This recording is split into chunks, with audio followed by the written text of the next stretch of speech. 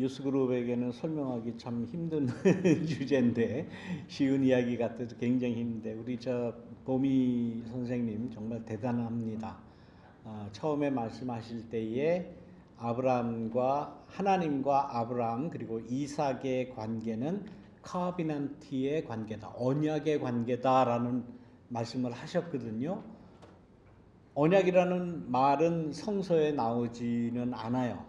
신학을 공부해야 거기에서 나오는 그 용어이면서 그 설명하는 방법 중에 하나인데 참 대단하십니다. 우리 보미 선생님 신학 공부를 좀 하시면 좋겠어요.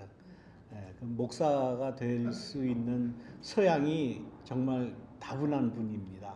정말 자랑스럽게 생각을 합니다.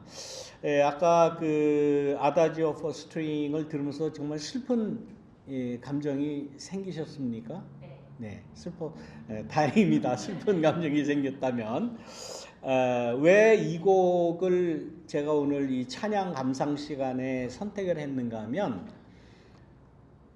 아들을 이삭을 바치라라고 명령을 들었던 아브라함의 그 모리아 산까지의 3일간의 여정, 3일 동안 아무 부자간에 아무 말 하지도 않고 서로 눈치만 보면서 갔을 때의 그 아브라함과 이삭의 마음이 정말 이와 같은 그 애를 끊는 듯한 그러한 그 슬픔에 잠기지 않았을까. 또 창세기 한 장 전에 있었던 아브라함과 사라에게서 쫓겨나서 아들 이스마엘의 죽어가는 모습을 바라볼 수밖에 없었던, 아무런 그 할 일 찾지 못하고 능력도 없었던 그 어미 하갈의 마음을 가장 잘 표현하는 곡이 아닐까라는 생각에서 이 곡을 선택을 했습니다.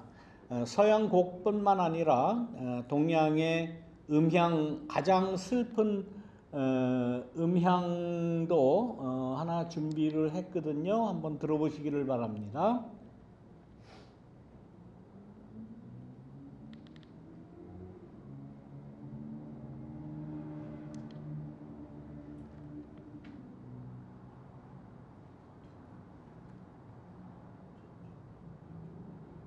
뭐 하려면 왜 이렇게 빨리 안 되는지 몰라. 참 희한하죠.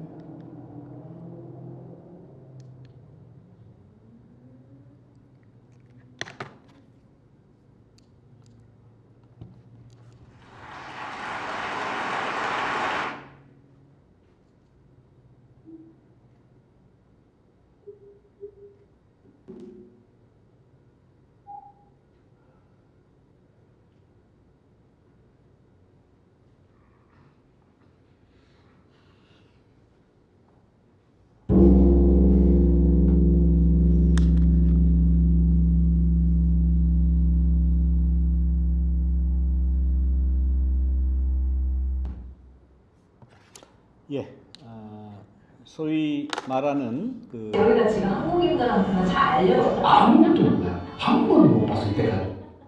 죄송합니다. 예, 에밀레 종 소리예요. 에밀레 종이라는 그 종의 소리. 종 소리가 참 그 아름답습니다. 울림이 굉장히 길어요. 다른 종에 비해서. 근데 이 성덕왕 그 경종이라고 하는 성덕왕종이라고 그렇게 부르죠. 그러니까 소위 그 민간에서 내려오는 이름은 에밀레종. 에밀레라는 말의 뜻이 뭔지 아십니까? 에밀레. 에미 그러면은 뭐 엄마를 얘기하는 거죠. 에밀레라고 할 때면 엄마 때문에, 엄마 왜 나를 하는 아기의 그 한이 섞여 있는 그러한 말이라고 그렇게 하죠. 그 이야기를 아마 아시는 분들이 많이 있을 거예요. 경덕 왕이 34대 왕인가 그럴 거예요. 신라. 그러니까 주후 700년 고때의 그 신라 시대 때에 경덕 왕이라는 사람은 굉장히 정치를 잘해서 굉장히 백성들에게 칭송을 받았다고 합니다. 그런데 그 다음에 성덕왕 다음에 경덕왕, 그 다음에 해공왕 이렇게 내려가면서 점점 그 왕권이 축소되는 거예요. 그리고 그 귀족들의 그 권세에 이 왕권이 밀려나던 때예요. 그러니까 그 아들 경덕왕은 우리 아버지 때는 안 그랬는데 아버지 때의 그 위협을 다시 한번 온 세상에 알리기 위해서 아버지 성덕왕의 위협을 기념하는 이 종을 만들어야 되겠다. 그래서 그 종을 만드는데 무려 굴이 12만 근이라고 그럽니다. 27톤. 약 한 25톤에서 27톤 정도 되는, 그러니까 실제 있는 종이에요. 그 지금 경주에 가면 있습니다. 근데 저는 그 경주를 한 번도 못 가봤어요. 네. 그 수학여행을 가야 되는데 돈이 없어 못 가가지고 그때 그 아직도 한이 돼요. 근데 아직도 못 갔어요. 아무튼 그 실제로 있는 그 종인데 왕의 업적을 그 기리기 위해서 종을 세워야 되는데 종을 만들 때마다 이 종이 깨지는 거예요. 금이 가고 만들어지질 않는 거예요. 근데 그 성덕 왕종을 만들어야 되는 책임, 뭐 여러 책임자가 있을 거 아닙니까? 뭐 기술자도 있을 거고 노동자도 있을 거고. 백성들한테는 그 굴이 12만 근이면 그게 얼마나 많은 세금을 받아야 그걸 만들겠습니까? 요즘에도 힘들 텐데 그 700년대 그때 신라시대 당시에. 그러니까 백성들에게 그냥 세금을 뜯어내고 돈을 뜯어내고 만들었는데 또 깨지고 만들었는데 또 깨지고 또 그 녹여가지고 또 그 과정이 막 오래 지나가지고 그 다음 경덕왕 때도 만들지 못했어요. 그 다음에 그 성덕왕의 손자 해공왕 때 돼서 이게 완성이 됐는데 그 기간 동안에 3대에 걸친 기간 동안에 수많은 백성들에게 걷어낸 그러한 세금이나 뭐 이런 것들이 얼마나 심한지 거기는 이야기가 이렇게 전해져 내려오는 거예요. 어떤 이야기가 전해지나? 이 종을 그 주조를 하는 데 있어서 종교적인 책임을 가지고 있던 어떤 그 스님, 이때는 또 스님이라 그러면 안 되죠. 제가 뭐 불교나 이 스님을 비하해서 하는 말입니다. 중놈이 하나 있었는데 그때는 중놈이라고 그래요. 좀 뭐 목사도 목사놈이라고 먹사라고 뭐 그러잖아요. 그러니까 비하하려는 게 아니에요. 이야기의 뉘앙스가 그랬다는. 이 중놈이 시주를 받으러 돌아다니다 어느 가난한 과부한테 가서 시주를 달라고 그러니까 그 사람이 뭐 먹을 게 뭐 있습니까? 그 가난한 과부가 난 아무것도 없어요. 지금 애 낳아놓고 남편은 죽었고 바치라면 이 애나 바칠까? 바칠 게 없습니다. 라고 그랬던 게 기억이 났다는 거예요. 이 중놈이 이 종을 주조하는 그 주체 즉 뭐 장관쯤 되겠죠. 한테 가서 정성이 부족해서 그렇다. 정성을 드리려면 가장 귀한 거를 드려야 되는데 애기 하나를 그 놋을 끓이잖아요. 그 만들려면은 그 끓는 놋 가마에 애 하나를 집어넣는 정성을 들여야 인간의 생명을 갖다가 넣어야 종이 깨지지 않고 완성이 된단다. 이게 종교적으로 이제 그런 그 이야기를 하고서는 종래 그 과부의 어린 애를 끓는 놋의 물에 갖다가 넣었다는 겁니다. 그래서 그 논물로 이 종을 만들었는데 말대로 깨지지 않고 정말 아름다운 소리를 내는 아까 들은 그 종이 완성이 됐다라는 이야기가 전해지는 거예요. 그거를 들은 해공왕, 성덕왕의 손자죠. 왕이나 권력자들은 역시 정성을 다하니까 이 성독 왕의 그 업적을 기릴 수 있는 이 소리를 종소리를 듣는 모든 백성들은 이 신라의 이 왕권을 향해서 충성을 다할 것이다. 정말 성독왕 위대한 왕이십니다라고 그렇게 들었을 거예요. 그러나 세금을 뺏기고 아기까지 뺏긴 그 민중들의 귀에는 그 덩 하는 그 종소리가 에밀레 하는 그 소리로 들렸다는 겁니다. 엄마 때문에 엄마 아기가 우는 소리로 그 종소리가 들렸다는 거예요. 그 얘기가 아직까지 내려와서 에밀레 종이라는 그 별칭이 붙은 거예요. 한 종소리를 들으면서도 그 청각에 대한 해석이 이렇게 틀린 겁니다. 여러분들이 아까 그 아다지오 포 스트링 사무엘 바버의 곡을 들으면서 어떤 그 감정과 어떤 그 감동이 있었는지는 잘 모르겠습니다만은 이제 나중에 유튜브로 여러 가지를 보내드릴 거예요. 오늘 우리가 감상한 그 베를린 필 거는 보내드릴 수가 없고, 네, 다른 거를 이제 한번 들으면서 한번 그 슬픔이라는 것을 혹 나 자신들이 가지고 있는 슬픔이 있다면 그것을 다시 한번 깊이 생각해 보시기 바랍니다. 내가 가지고 있는 이 슬픔이라는 거를 나는 어떻게 해석을 하고 있는가? 슬픔이라는 것을 해석하는 것도 신앙의 방법 중에 하나다라는 거예요. 제가 말씀드렸죠? 가장 슬픈 그러한 곡을 들으면서 아마 아브라함이 마음속에 가지고 있었던 그 괴로움, 그 비참함, 그 삶에 어떻게 일해야 되는가, 이런 명령을 내가 받아야 되는가, 내가 어떻게 해야 되는가, 그 고민을 하면서 그 자기의 슬픔을 어떻게 해석을 해내는가. 성서에는 아브라함은 입 꾹 닫고 하나님이 명령했으니까 그 다음날 짐 싸들고 장작 싸들고 아들 어깨에 지우고 사흘을 걸어갔다라고 이야기해요. 무슨 생각을 했는지 어떤 감정이었는지 전혀 나오질 않아요. 그렇다면은 성서에 그런 말씀이 쓰여져 있다면 그 아브라함의 마음을 해석하는 건 누구의 몫이에요? 아브라함의 몫이 아니에요. 내 몫이에요. 이 말씀을 읽으면서 내가 이걸 어떻게 이해하고 어떻게 받아들이느냐 하는 문제는 나의 문제예요. 아브라함의 문제가 아니에요. 여러분들은 어떻게 해석을 하십니까?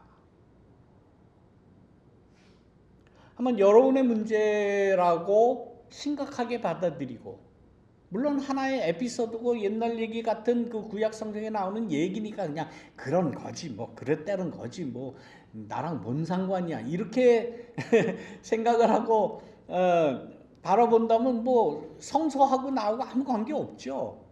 예, 성서하고 나 뭐 무슨 관계예요? 뭐 그냥 그 옛날 얘기지 뭐 그렇다는 얘기지 뭐 진짜 바치라는 얘기야.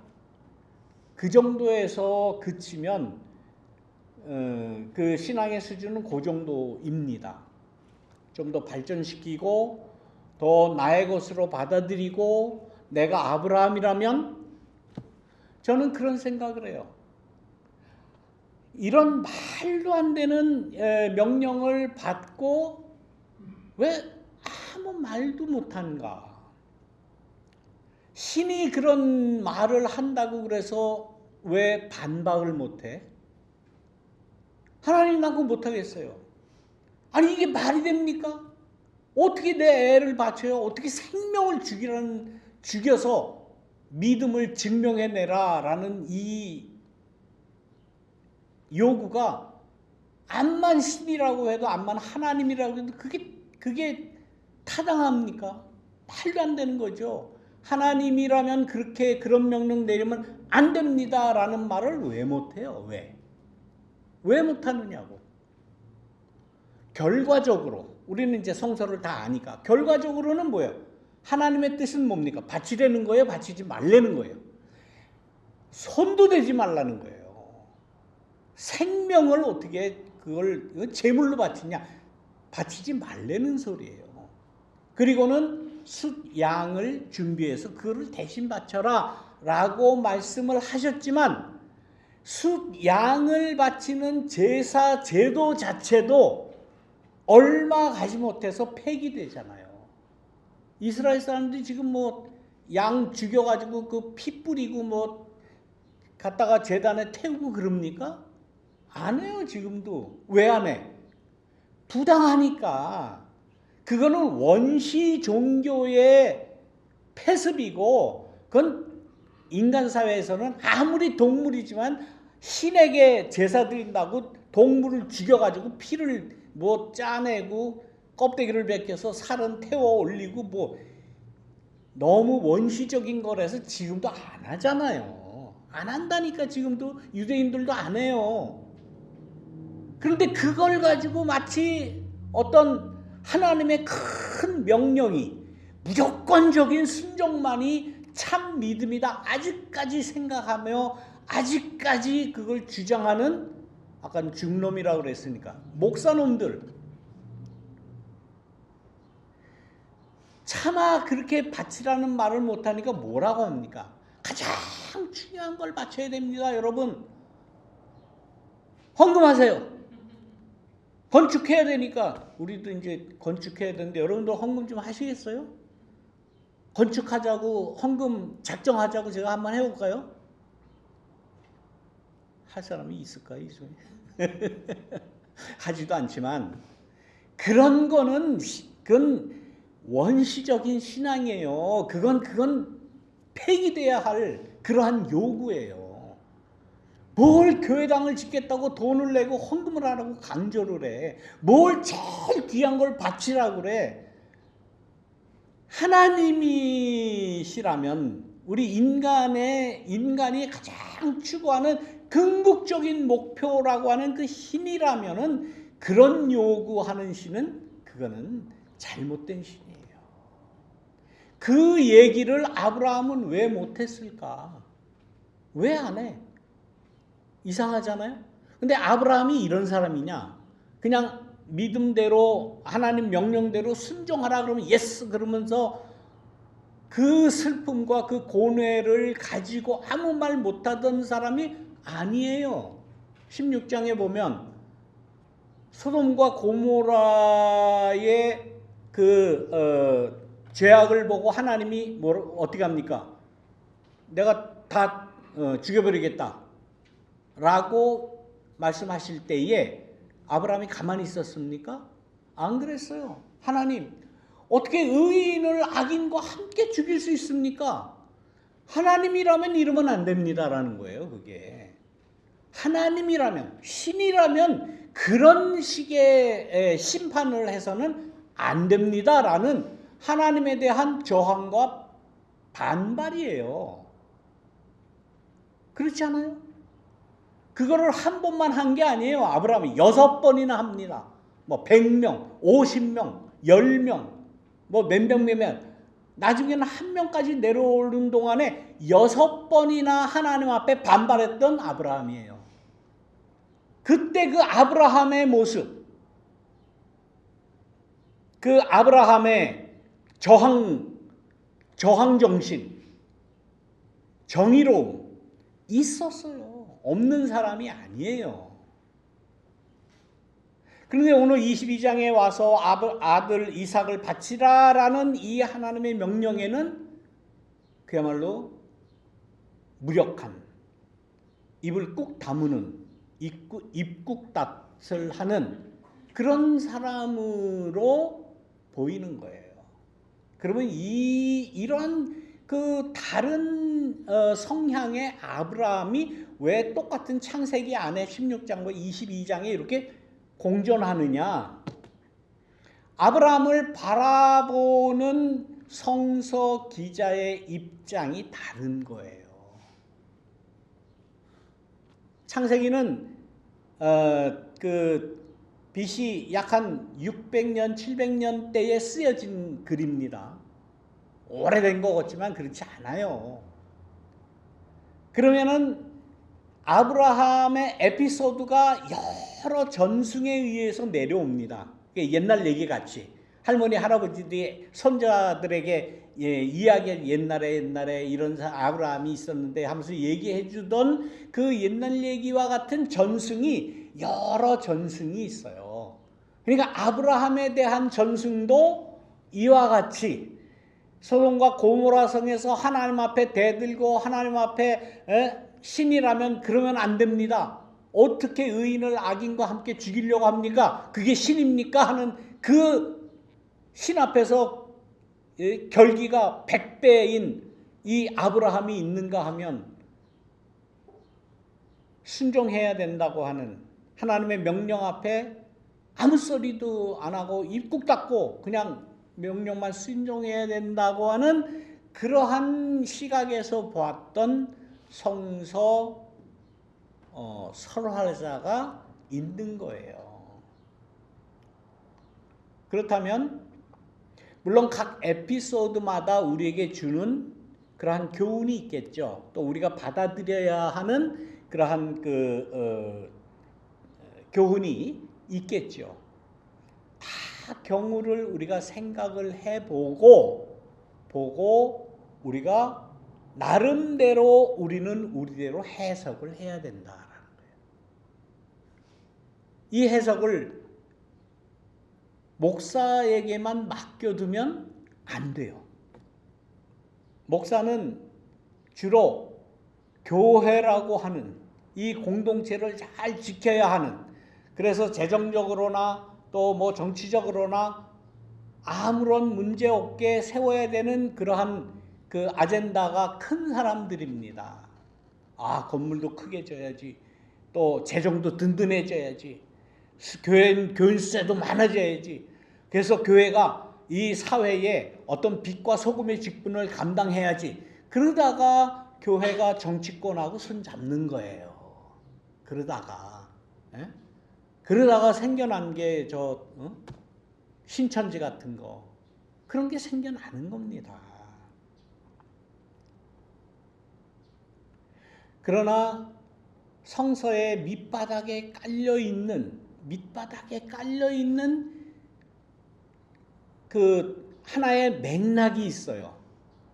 여러 아브라함만 해도 여러 아브라함의 모습이 있는데 그 모습이 어디에서 정점으로 결정되느냐라는 문제에 있어서는 우리는 누구를 모범으로 삼습니까? 모든 신앙의 종착점, 이분이 어떻게 해석을 했느냐 거기에 오는 거 아니에요. 누구예요? 예수님이에요. 예수님이 십자가에 달리시기 전에 그 겟세마네 동산에서 기도하잖아요. 얼마나 기도를 열심히 했는지 땀방울이 핏방울이 떨어지는 것 같았다라고 표현될 정도로 진지하게 정말 자신의 생명을 걸어가지고 하는 그 기도의 내용이 뭡니까? 하나님, 이 잔을 내게서 지나가게 해주십시오.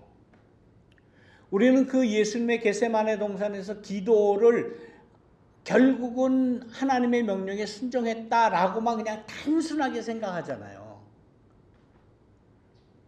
아니라니까요. 하나님의 뜻이라면 하나님, 이 잔을 내게서 지나가게 해달라고 하는 게 먼저 예수님의 요구였어요. 예수님의 반발이었어요. 하나님의 명령에 대한 저항이었어요. 그러한 저항의 정신, 저항의 기도, 저항의 신앙을 우리는 왜 전혀 생각하지도 않습니까? 물론 나중에 그러나 내 뜻대로 마치고 아버지의 뜻대로 하십시오라는 그러한 순종의 모습을 보였으나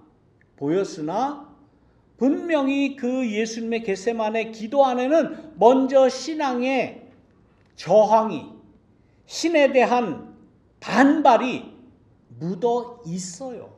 없질 않아요. 아브라함만 해도 같잖아요. 의인을 어떻게 악인과 함께 죽이려고 합니까? 그게 신입니까? 라고 했던 저항의 모습이 있는가 하면 이삭을 바쳐라 할 때에 아무 말 하지도 않고 입국다타 했던 아브라함의 모습이 있었던 것과 같이 예수님에게서도 이 잔을 내게서 치워주십시오. 난 십자가 지기 싫습니다. 난 십자가 안 질래요. 난 십자가 싫어요.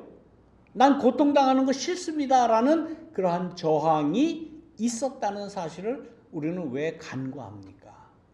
왜 이야기를 하지 않습니까? 소돔과 고모라 때 저항했던 아브라함의 그러한 모습, 왜 우리는 전혀 생각을 하지 않습니까? 우리도 마찬가지예요. 마찬가지예요. 하나님이 명령하는데 뭐든지 다 하겠습니다. 내 생명이라도 바치겠습니다. 아브라함같이 내 새끼라도 바치겠습니다라는 게 그게 옳은 신앙일까요? 저항도 해보고 부정도 해보고 하나님에 대해서 의심도 해보고 하나님에 대해서 대들기도 해봤던 사람만이 진정한 하나님 순종이 뭔지를 아는 거예요. 하나님 나 이 십자가 지기 싫습니다. 안 질래요. 내가 왜 이 십자가를 내가 왜 져요? 왜? 내가 왜 만인들을 위해서 내가 왜 십자가 달리고 죽어야 됩니까? 난 싫어요. 이거 치워주십시오. 라는 저항과 의심과 배척, 신에 대한 저항이 없는 사람은 나중에 그러나 내 뜻대로 맙시고 아버지의 뜻대로 하십시오라는 기도를 드릴 수가 있다는 말이에요.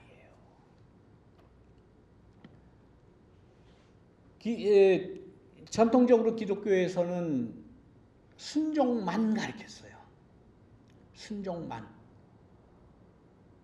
잔소리하지 말고 하려면 해라. 그걸 군대에서는 군대용어로 뭐라고 그러죠? 까라면 까라. 까라면 까라라는 말이 어떻게 나왔는지 아세요, 여러분? 어디에서 기원? 그건 뭐 기원이 어디다라고 말할 수는 없습니다만은, 예? 예? 예, 야한 버전도 있고 좀 그렇지 않은 버전도 있는데 여러 버전이 있어요. 그러니까 해석하기 나름이라니까. 내가 어떻게 예, 가을에 바깥에 나가서 야영을 하면서 훈련을 하면은 밤나무 밭에 가잖아요. 밤나무 밭에 가면은 그 선임 상사들이 야, 밤 좀 까봐라. 뭐 그런데 아유 뭐 아무것도 깔 게 밤을 깔 수 있는 뭐 기구도 없고 아무것도 없는데 어떻게 깝니까? 거기에서 나온 말이 그 까르면 까라는 소리예요. 아무튼 그건 뭐 잡소리고. 예. 거부도 해보고 저항도 해보지 않은 신앙은 진정한 순종을 모른다는 거예요. 그래서 성서는 이런 이야기들을 다 거기다가 집약시켜 놓은 거예요. 아브라함 이런 모습도 있다. 예수님 이런 모습도 있다. 순종하는 모습도 있다.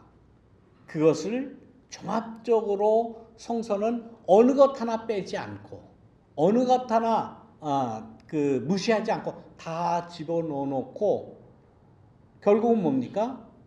해석과 선택은 누가 해요? 내가 해야 되는 거예요. 내가.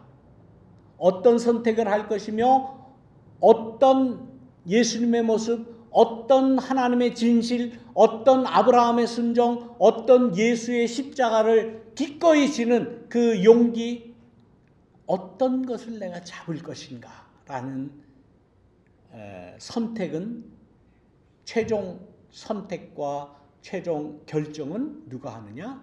내가 하는 거예요. 그래서 이 신앙생활이라는 것이 힘든 겁니다. 아브라함의 순종 이라고 미화되는 그 스토리 이면에는 이 이삭이 가진 그 트라우마가 이루 말할 수가 없습니다. 22장 이후부터 여러분들 그 쭉 읽어보세요. 그 이후 모리아산 사건 그 이후에 이삭과 아브라함이 만난 이야기가 안 나옵니다. 안 나와요. 나중에 아브라함이 죽었을 때에 이삭과 이스마엘이 함께 장례 지낸 이야기밖에 나오지 않아요. 왜 안 나올까? 좋은 미담이 있다면, 좋은 일이 있었다면, 나중에 이삭이 깨닫고 아버지 그때 내가 뭐 어땠습니다, 저쨌습니다, 혹은 순종이 최고입니다, 역시 난 순종의 제사입니다, 뭐 이런 말을 했다면은 그 스토리를 넣겠죠. 없어요, 그런 거. 그 이후에 이삭이 가졌던 이 아버지에 대한 트라우마는 없는 거예요.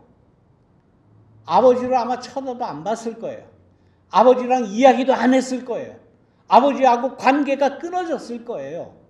그렇게밖에 추정할 수 없어요. 그거는 현대의 가정의 아버지와 자녀들과의 여러 각 가정마다의 케이스를 보면 알 수가 있어요. 겉으로는 아버지와 자녀의 관계, 아버지와 아들의 관계, 아버지와 딸의 관계가 좋은 것 같지요. 부자지간이고 부녀지간이로. 안 그런 경우가 제가 볼 때는 더 많아요. 아버지와 관계를 끊는 자녀들도 부지기수입니다. 다 스토리가 틀려요. 다 나름대로 이유가 있어요. 그런 걸 보면 성서에도 아브라함과 이삭의 이야기가 22장에서 단절됐다는 그 근거를 성서는 제시를 하고 있는 것이 아닌가.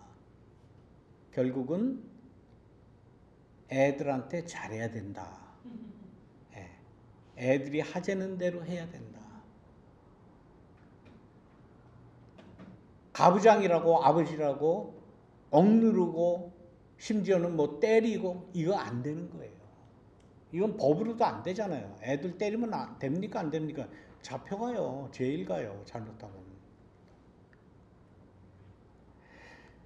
그러한 그 사정을 우리가 유심히 보면서 우리가 신앙인이라면 이 아브라함의 순종 이야기를 단순하게 그야말로 1차원적으로 하나님이 명령하면 무조건 순종, 무조건 순종, 이해가 안 돼도 순종, 눈 감고 순종, 이런 신앙은 올바른 신앙은 아니다.